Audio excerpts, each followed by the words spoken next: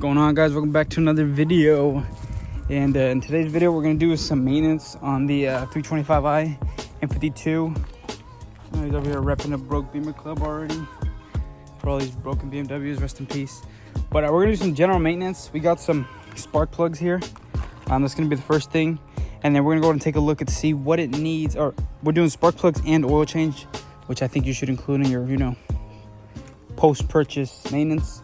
And then we'll run some seafoam through the engine. Some people say it works, some people say it doesn't. I think it does personally, or at least helps. And then gonna go ahead and look and see what is out on this car, because every car is gonna be different. N52 has its issues. We're gonna check all those out and then see what it needs as far as belt tensioners, gaskets, and stuff like that. But for now, we'll do the general maintenance and get this thing running smooth and figure out what's wrong with it. All right, and here we got our M52. We got ahead and pulled it inside.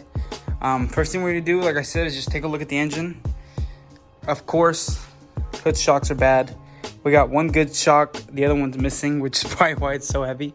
And we got this piece of plywood. We'll probably replace it with something a little different, but what we're gonna do is remove the cowl filter up there, and then remove the engine cover, and then take a look at all the spark plug holes. Take a look for the valve cover gasket leaking, oil filter housing gasket leak.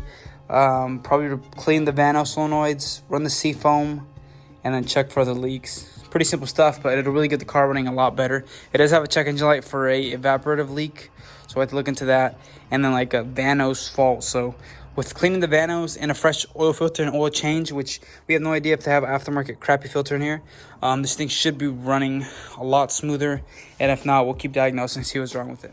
So as you can see here, we have a lot of oil in the valve cover area. So it definitely has a valve cover gasket leak. We've got to replace that, and that should be pretty easy. These M52s, these magnesium valve covers are pretty easy to do, but that's disgusting. So we're gonna use a typical method, shop vac straw, get most of this out so we can clean it out and see how bad his spark plugs are.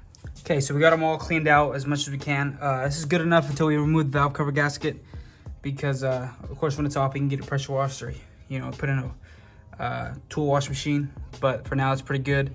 You don't want any oil sitting in there, because when you remove the spark plug, you don't want all freaking a quart of oil falling into your cylinders, because you can technically lock it up if it's enough oil, but little bits like this won't do anything. So now we're gonna remove the spark plugs, see what they look like at 160k, 1,000 miles with a neglected 325i.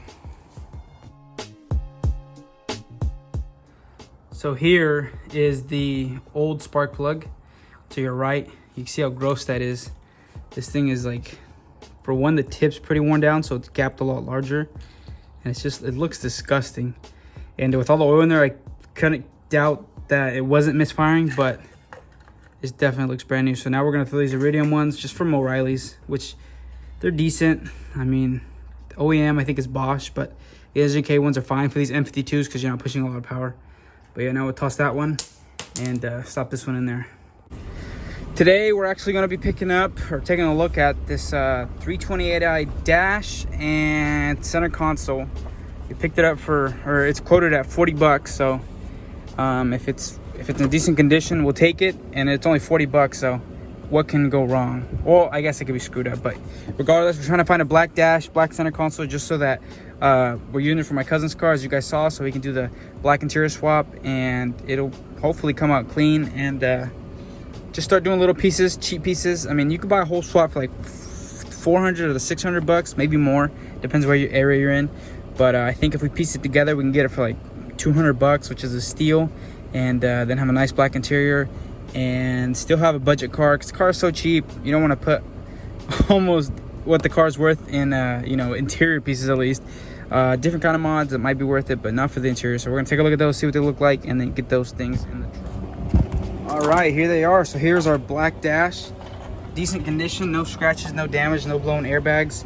A couple trim pieces in it still, which is perfect, so we can just swap it, and it looks good. So I think we're gonna pull the trigger, take it home, and yeah, start this interior swap on with this little stuff. For things first, of course, you remove the steering wheel, and if you have one of these, they're a little more difficult than your sport ones. Or actually, I think it'd be easier. You stick your screwdriver down here, go up, and then once you're in here, you're gonna want to tilt it towards In this case, if you were this way, or if you go second this way, you want to tilt it towards the window, and it would pull this pin back and release it. Same thing here. You put it in, stick it in, pull it back, and it'll release it, and then you pop this out.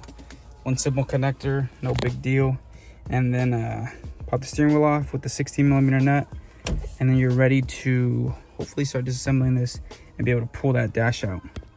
So we got it off, thankfully, and it was actually pretty easy. It actually become easier and easier to swap out. And now we're gonna get the other one cleaned it up, slap it in here, and it looks like a pigsty, but it'll come around. Let's see if a F30 steering wheel would fit on this hub. No, it's too small. Dang it, that'd have been sick, huh? And here's the black dash. So we got to take the airbag off because this is like a different connector for the airbag. And the one he has, it's like it connects to the airbag and then you connect it over there. Well, this one, the wire was a hard wire and you connect it to the actual airbag. So we're switching that out. And this is the new dash. And then we'll slap that in and start cleaning it up, putting it back together. Should look pretty sick. All right, ladies and gentlemen, so that we did the dash. It's in, center console's in.